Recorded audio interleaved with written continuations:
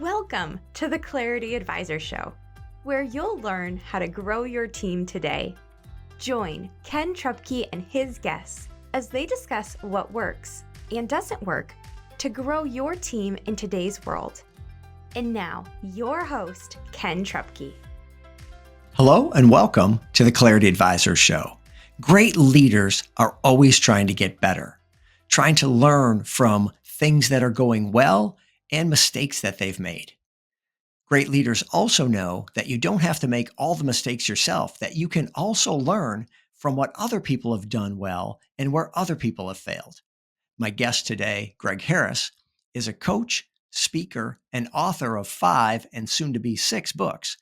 Greg candidly shares what he's learned and mistakes he's made as he's grown and built successful teams over the years. Welcome to the show, Greg Heeres. Thank you, Ken. Pleasure to be here with you. Yeah, it's going to be great. So tell me who you serve as a coach, an author, and speaker, and what problem do you solve for them? Whew, that's a loaded question. I'm not quite sure I've had enough Mountain Dew today, but I would say the coaching, I really love sales coaching. So if you had an organization, whether you're a bank manager or a sales organization where you're selling wholesale building products, I love working with the sales people to get more opportunities. I call it getting more at bats and better pitches. That'd be an ideal one for me. I do a lot of leadership coaching, teams, the owner, business owner. That's what I do a lot right now with succession planning as well. It's very enjoyable to kind of journey with them on where they would like to be, because where you start isn't where you want to finish. So I really like those that are hungry to learn, maybe even shed off some of the things that didn't work. They're willing to let go of that. They're just a riot to work with, whether you're mentoring, coaching, or consulting. Maximize does really 2 things. We speak and write, and then we do succession planning. Okay. And what makes you unique? Well, I'm left-handed, if that helps at all. I don't have a special parking spot, but unique, I think, maybe psychology of people. Just reading people better. Not better than others, maybe, but just that would be my niche. Just reading the room, reading people.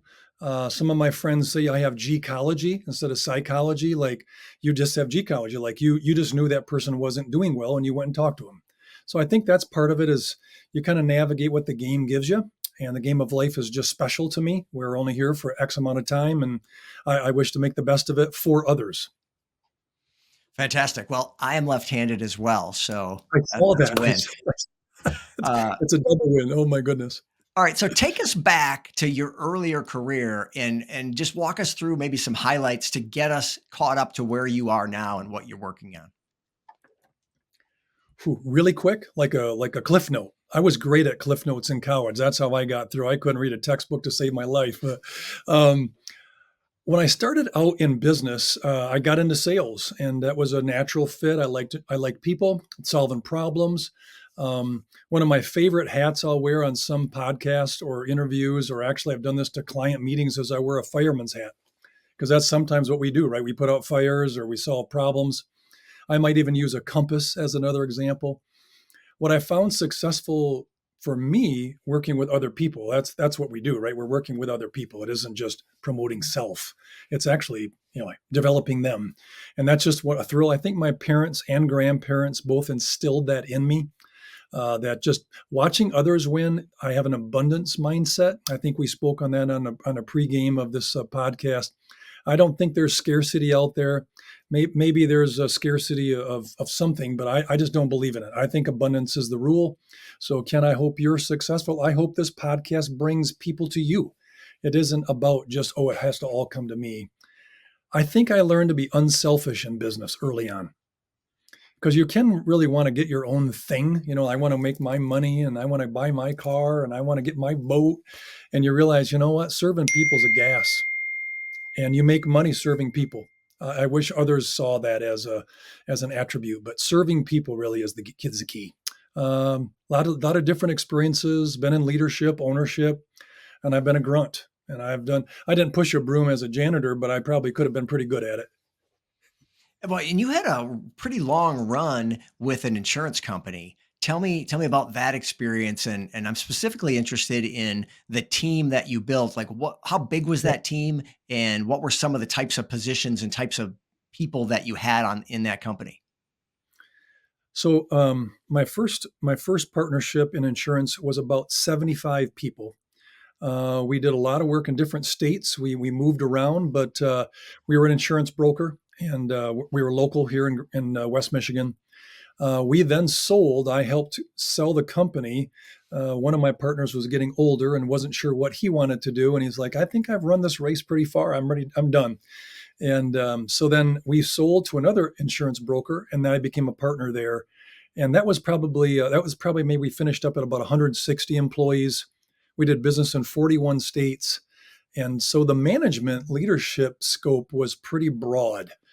You've got different cultures, different hemispheres. You were sometimes in the Midwest, sometimes on the East Coast. And I think that's the question, I think, Ken, for all of us is, are there rules, are there attributes, are there ethos that doesn't matter where you are, what industry you're in, or where you're located, they are really true and tried. So you had, I'm sorry, what you said, 175? How many people? The first group was about 75 employees, and the second group was about 160. Okay. So So those the are, roles, yes. those are Sorry, big. go ahead. No, those are big size companies. It's not mom and pop, although we kind of saw ourselves as mom and pop because that's how we sort of applied our leadership or our faith or our generosity or philanthropic or care. So I think we didn't think we were that big. We acted like we were small. And I think that was part of it. Like you get a little too big for your pants. Serving people seems a little bit above you or below you. And I'm like, no, no, no, we got to serve people. That's how we make money. So in an insurance company, typically you've got producers, the sales Mm. team, and that tends to be a majority of the team. Was that the structure for you as well? So of the last group, 160 employees, we had 42 salespeople that I was there to serve, and no one reported to me. That's kind of how I answered it. My job was to chase them around and help them and give them all the resources and tools they needed because that just gave our company more breadth. Okay. And so let's talk about lessons learned. So what were Oh some of boy. the things we'll start on the positive side of the ledger. So what are some things that worked well as you built and grew that team over the years? I think finding the motivation button for each individual. Instead of kind of broad stroking, like everybody wants money, everybody wants a nice car, everybody wants the front parking spot. I didn't find that to be true. I found each person had a different motivating lever. And my job, as well as other partners, was to find those levers and make sure that we put them in a spot where they could be successful as they were blessed with those talents, how God created them. Um, there were some fun stories with it, but sometimes you have to kind of go he's just gonna do it his way. Let him go. It's okay. I wasn't a big forms guy. Some of my partners love the forms, and I just found if you're a real hunter, like you're a trailblazer, you don't want to stop to fill out forms. So we really shrunk that down to make it very efficient. We met once a month. That's it. And we took 1 hour. That's it. Now, we might be called to help the salesperson along the way during the month, but to actually formally bring everybody in didn't make a lot of sense efficiently wise. And when you want to add it up, you're like, this room is about $20,000 per hour. This is silly. Why are we doing this? So much you can do with forms if you make them simple. Emails are easy. Even just messages like you give out. Ken, you have a great message. Your brand is beautiful. And that's what you want to use with people. How do you find their hot buttons and how do you motivate them? And I learned the hard way, unfortunately. Not everybody was motivated the same. They're not robots. Yeah, that is definitely true, and we find that out at some point in leadership, hopefully sooner than later. I'm curious though. I want to come back to this 1 hour a month. That is strikingly slim. So tell me what was happening. Well, first, I guess what happened in that meeting in that hour, and then I'm curious as to what the communication and interactions were in between that hour each month. So please, for whoever your audience, I'm sure they're beautiful, amazing people, but I just don't believe in big meetings. I think you can do a lot of meetings by a memo. giving someone ahead of time what you're going to talk about, then they're prepared to read it and they can actually say, I have a question, versus go through your narrative and you're going to be Winston Churchill for an hour and the person's like, just yawning, like I didn't come off the road to hear this, So we learned to do little index cards. So if someone was going to speak on something on HR, human resources, they had that amount of time. That was an index card. That was it. And you had 5 minutes or 7 minutes. If it was bigger, then we'd have a partner meeting with that HR director, different than having a mass meeting. But I think people like to get together. We did more social in a 12 months than we did meetings, because that's where you really hear, like if I was having a Diet Coke with you or a beer, whatever our preference is, you're probably going to talk to me in a social setting a little different than you are around a long table or a bunch of tables. It's just a little more stoic there. And having a Diet Coke or a beer is a little more casual. We did a lot more of those. So if we had 11 monthly meetings. We took Christmas off because that was silly. We might have done 10 because July is not very easy with family vacations and so forth. So we might have had 10 sales meetings. I'll bet you we probably had 2 a month social. It might be sponsored by us. It might be some of the salespeople got together and they started to build their chemistry, their fellowship. And that we just found empowering them to get together was probably more powerful than us saying, you need to be here, doggone it, and we're going to have this meeting and you're going to listen and take copious notes. You'll be quizzed in 2 days, see if you remember. It just wasn't effective for us. So a social, not silly, but social with a purpose. We might have an event that we were going to. Maybe it's a concert or a ball game, or it might have been a cause. It might have been an event for a nonprofit, and we all went and got tables. We just found that was more team building than actually a meeting. Okay. So now in between that month, you're having contact with the sales team, and whether that's via email or in person. So tell me a little bit about that. How do you actually coach people and keep people on track in terms of, because in sales, let's face it, there's numbers you got to hit, and sales is the tip of the spear in terms of, reaching out to customers. And so how did you keep track of some of that? We promoted a transparent culture. So if I lost a sale, I told people right away. Because that's sort of the negative one, right? Where a salesperson has this big opportunity, a big prospect, and teammates are involved, and then they don't get it. And then they feel like going in the closet and crying. No. So tell us what happened. How did it go? What would you do different? Teach us. It wasn't a tisk. It was a teach us. And we just flipped it on its head. So we didn't expect to get every sale. Did we deserve every sale? Probably not. Did we want them all? Yes, we did. But how we got better over time was we learned from why we didn't get the sale. I think we were chatting, Ken. I don't know if this is off script or not, but sometimes I do that. Sometimes you do it too, get off script. I could probably write a pretty good book. I think I shared that with you the other day on successes, good decisions, things that went well, things you expected to go well. I could write a trilogy on things that we didn't do well or I didn't do well. And I think that transparency, that honesty of no one's throwing no hitters every day. No one hits a grand slam every time at the plate. Come on. So I think we softened the blow of disappointments and made it a teaching point.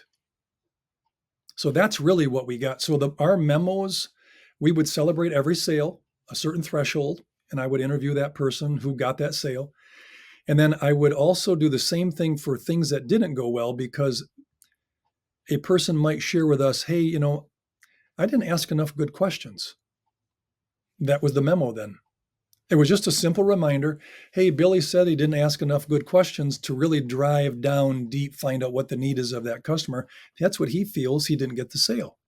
Caution to all of us, ask better questions. And that was it. It wasn't, Billy's a schlep, he's on the short rope, No, it was about what can we learn from all of us? And bragging is okay. I'm not real big on it, but really just kind of building that transparency was what really got us to the next level. Yeah, that makes a ton of sense. And putting mistakes forward helps everybody to learn, as you said. And so on that note, I'd like to jump to the other side of the ledger and have you share a couple stories of things that you didn't do well that you learned from and that now you know better because of. So share some of those things that we can learn from you. How long is this podcast? Because I could go for a couple days. I'm sure I'm sure your audience is like, just get to the point. Holy smokes, we've all made mistakes. I think assumptions would be one of mine as a leader. Assuming someone knows enough, assuming someone's ready to go out on their own without a team, assuming maybe they could get that client by themselves on their own merits, assuming that they didn't need our help, assuming that we were too busy. A lot of assumptions, and that's my grandpa. I won't say this on the podcast, but my grandpa breaks that word down. Assumption were the first three letters, and then it's you.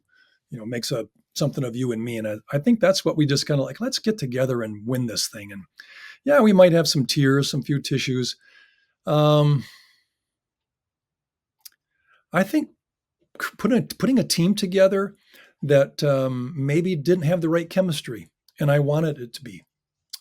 Like, no, you guys should work together, and you just can't do that. That's like, I'm sure you've probably get in this situation where you're like matchmake. Hey, Mary, you should meet John. He's really nice, and it goes south, and they're like, okay, I'm assuming teams are that way, and no, it'll go south, Greg. Don't do that to them.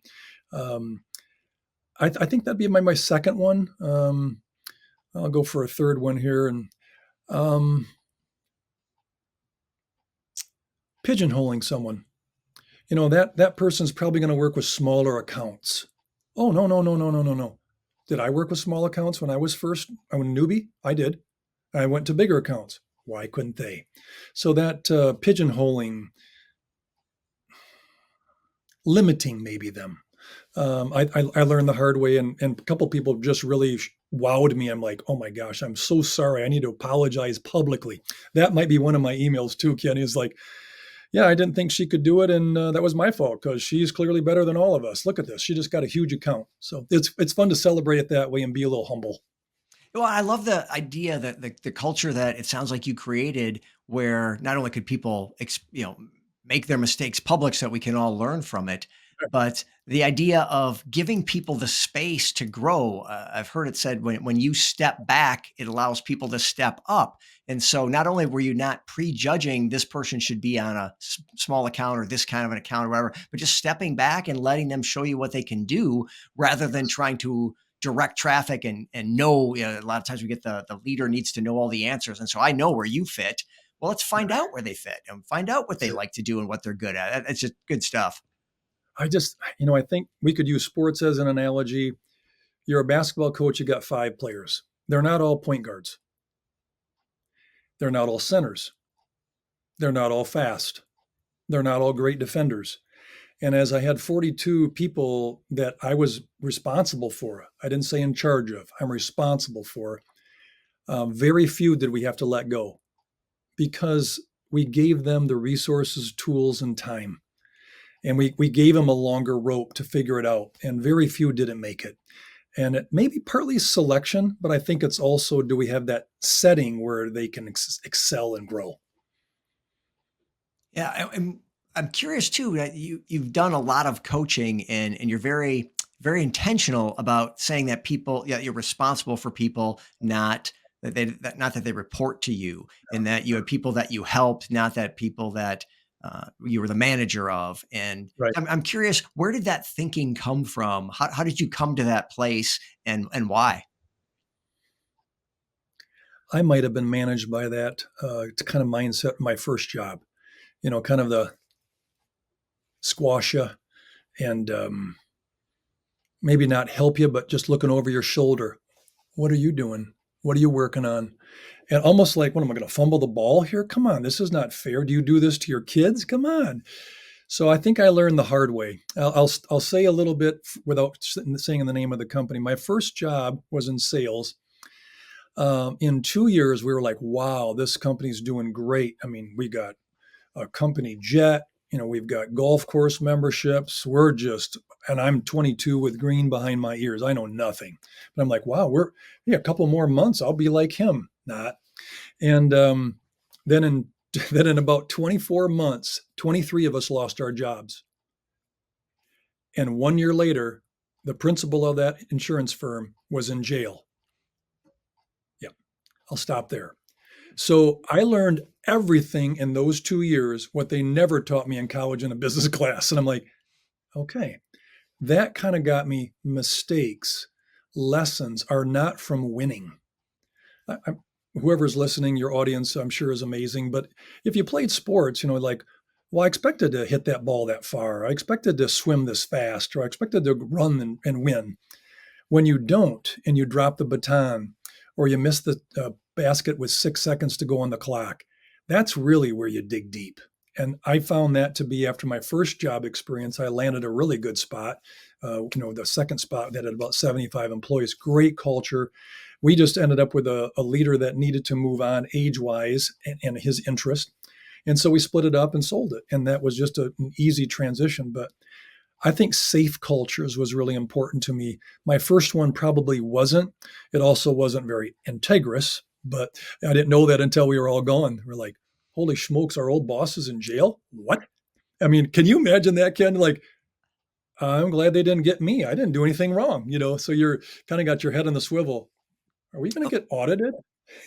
Yeah, well, Jim Rohn talks about if they're ever going to write a story about your life, make sure that they use you as an example, not a warning. And so it sounds like you were in an environment where there was a lot of warnings going on, and you were learning by seeing the warnings.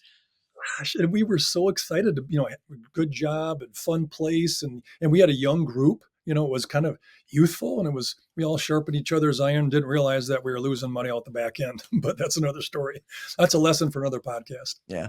Well, the other day when you and I were talking, we've talked about culture before, and how important culture is. And I'm hearing that in a lot of the things that you're pointing out, and in the culture that you shaped and helped to create. And so we had talked about a local sports team, and I want to come back to that conversation. We'll do that on the other side of the break. So stay with us. We're talking with Greg Heeres on the Clarity Advisor Show. Is your business where you want it to be, or on track to get there? Clarity Advisors helps business leaders improve communication and get your team aligned and engaged for greater success. We specialize in helping you streamline your sales and operating systems to improve efficiency and grow your profits. Call or text Ken at 616-822-2998 to have a complimentary 12-minute call to see what some clarity could do for you. Okay, welcome back to the Clarity Advisor Show. Today we're talking with Greg Heeres. And Greg, the other day, as Michigan guys, you and I were talking about the Detroit Lions and the amazing turnaround that team has had. And I'm interested in you sharing your take on what's changed from a team that not that many years ago was 0-16 to a team now that was one game away from the Super Bowl last year and is having a great season again this year. So what's going on there from a leadership and team perspective? I believe Coach Campbell has inspired people to be a part of a team and not pad their stats.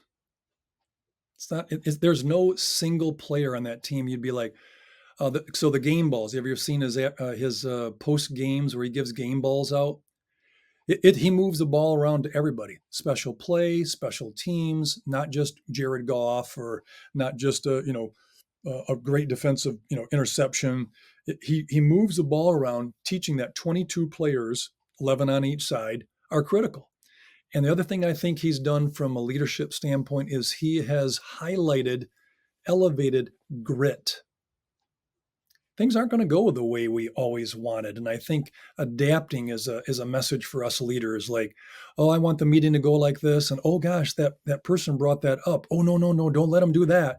Like, you want to control the narrative? No, that's what's pressing.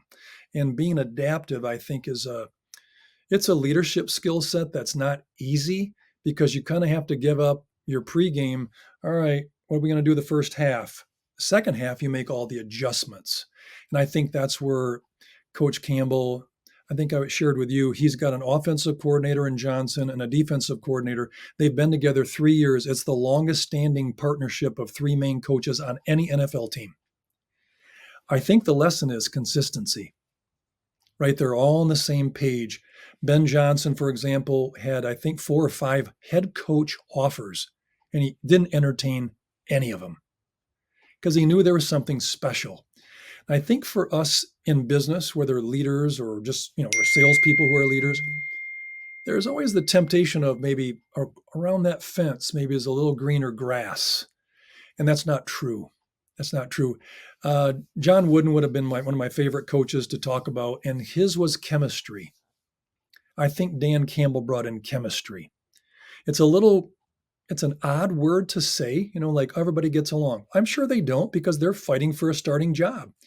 But chemistry, like the center knows the cadence of the quarterback. The quarterback audibles, makes an adjustment, adapts, and it's within the confines of what Campbell and Johnson accept. And then a receiver hears it and there's chemistry and they know exactly what's going to happen now. I think that's what he did. There's maybe a little bit of chip on the shoulder for some of the guys who weren't well recruited or weren't drafted by the top teams in the NFL. And he's just got some guys that just love to scrum. They just love it. And they're not fancy. I think some of them are extremely talented, but they just have a mindset of, no, we're going to just get in the ditches here and dig. We're going to do this together. And often when he gives a ball out, I'll try to send you one off the podcast, but when he gives a game ball out, the entire locker room cheers like junior high boys for that one guy that got the ball. So it's not about the all-star, the guy that makes $40 million a year. It's everyone. And I think that's important for us leaders. It isn't just the Hall of Fame player that might be on your roster, right? It's everyone. And there's going to be another Hall of Fame person coming up the ranks. So that I believe developing people. So Dan finds something in people. Campbell's like, I think this Ken guy, he's got heart. He may not be the fastest, but he'll get to that tackle. How does he know that? And so there's something innate that I think Campbell could teach us, like on the cover. Oh, I'd want the guy that's 6'5", 245, 3% body weight, and can jump 40 inches. What if he has no heart? And I think that's what the Lions have found is they have players with heart, and they want to prove the world wrong. Yeah, I agree. And I've lived in Michigan a long time now, but I will fully disclose that grew up in Wisconsin and tried and true Packer fan. But it has been really fun to see the Lions win and to see the Lions go from that laughing stock to a contender. And not just because I'm here and it's more fun to have people be happy around you every day than people be unhappy because their Lions lost, but because it's such a turnaround and it's so exciting. And you'd mentioned a couple names of players and coaches.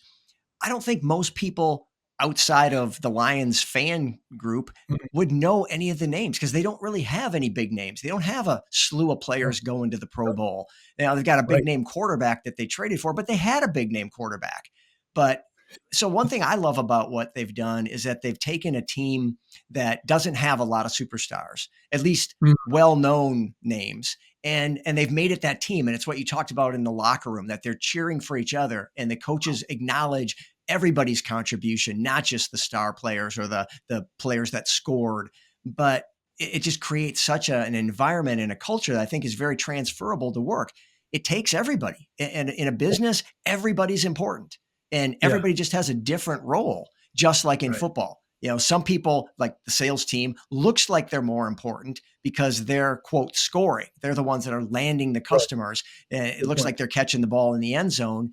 But it took a lot of work to set that up. And once they've sold it, it takes a lot of work to fulfill on those promises to our customers. And so it truly is a team sport, but not every culture and every leader recognizes that and demonstrates that they understand it by sharing the accolades around the team and encouraging and acknowledging everybody. So yeah, that's what I love about the Lions. And I really enjoyed talking with you about that because it is such a special story and I think very applicable to any business or any team.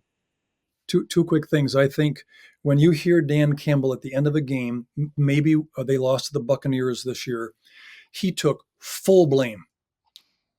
Full blame. He didn't blame the linemen, clock management, play calls, nothing. I took full responsibility. This loss is on my shoulders. I think the players are like, really? I'd run through true brick walls for you. I mean, so I think as the leaders, sometimes having the corner office is partly offense for some, and I don't want the corner office.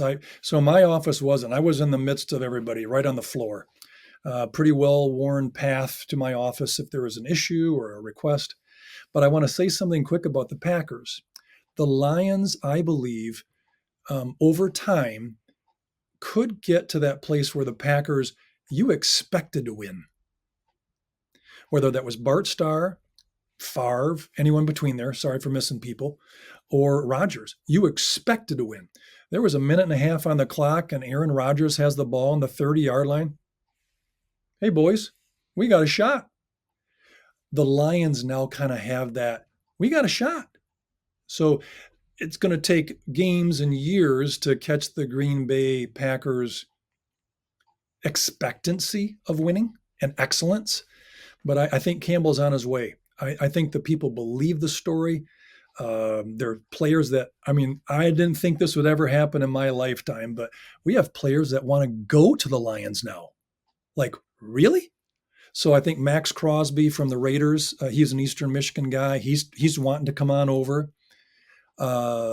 Cooper Kupp, the Rams player, wants to play with Goff again. So, but he's in Detroit, right? This is not Miami or Phoenix. It's not pretty. It's Detroit.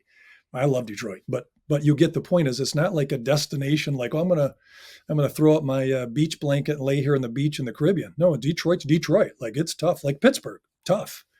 And I think the Green Bay Packers have had that through decades and players. I think the Lions are getting there.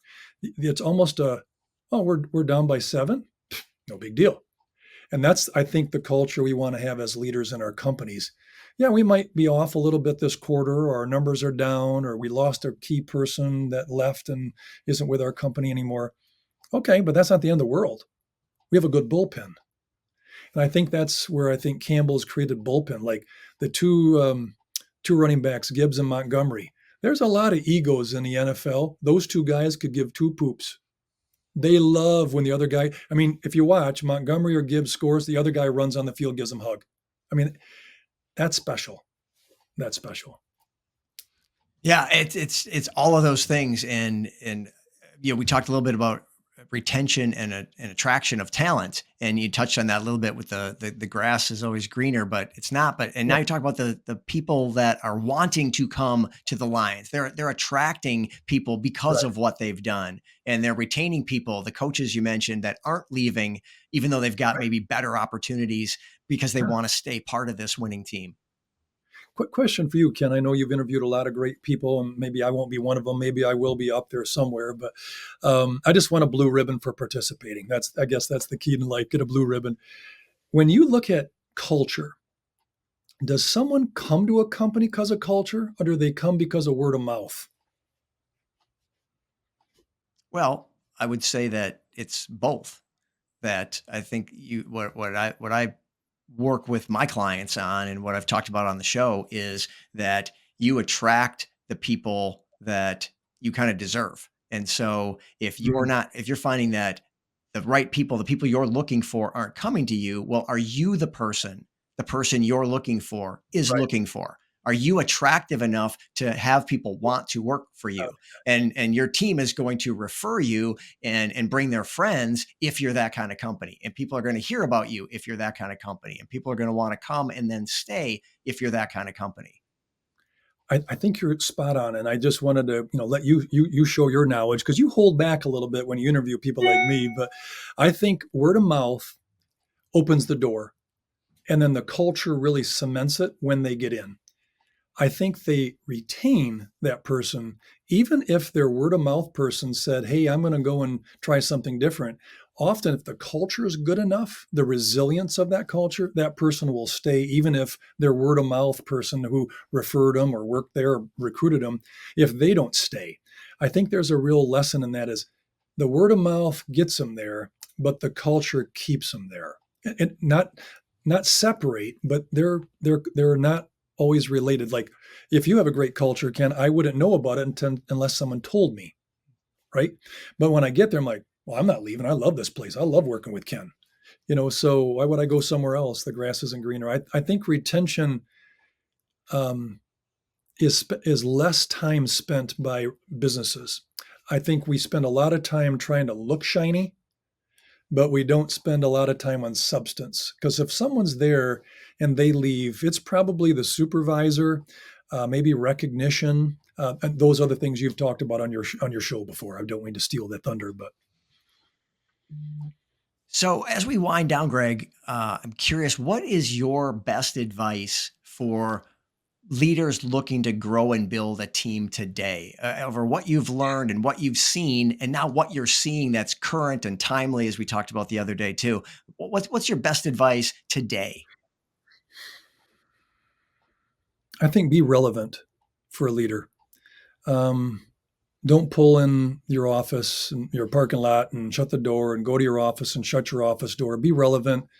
I know you have things to do, but people believe in your cause, but they're ushered in by the likability that you spoke of. Like a person's likable. I guess I wouldn't mind working with them. I appreciate them. I know and like them.